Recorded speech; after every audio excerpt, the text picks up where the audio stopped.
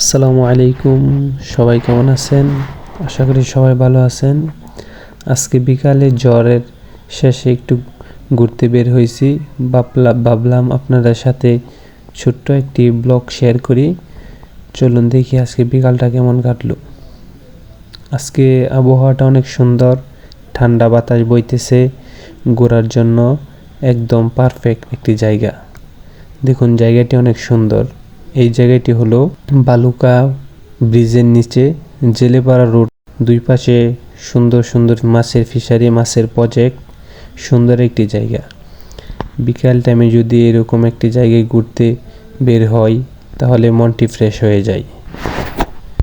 বিকাল টাইমে যদি এরকম একটি জায়গায় ঘুরতে আসা হয় তাহলে মনটা ফ্রেশ হয়ে যায়। এই ছিল আজকে ছোট্ট বিকালের ব্লগ।